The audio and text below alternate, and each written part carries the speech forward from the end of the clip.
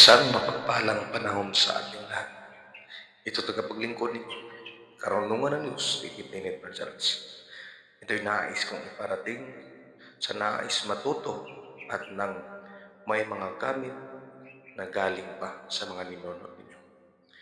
Ito po'y para makamtan ninyo ang totoong lakas at kapangyarihan na mga pinanghahawakan ninyo. Ito po ang simpleng kaalaman na ipabahagi ko. Kailangan ninyong gampanan ang tinatawag na pagmimeditasyon at kailangan ninyong gampanan at alamin ang pagtuklas ng mga gamit sa kalikasan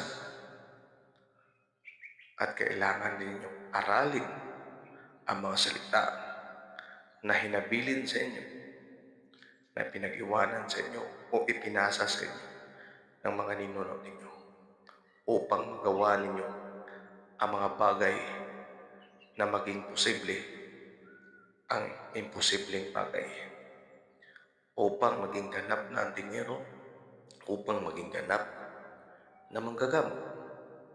Kailangan ninyo kumonekta sa kalikasan upang mabatid ninyo ng lahat ng bagay dito sa sanlibutan ay magkaugnay, at kailangan ninyo aralin ang mga bagay o ang mga gamit na inyong pinanghahawakan.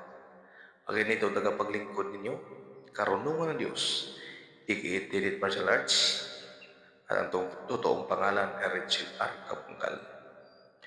Nagnanais na kahit sa simpleng katuruan ito ay magkamtan ninyo ang mga minimithi ninyo na kapangyarihan sa buhay. Mapagpalang panahon at maraming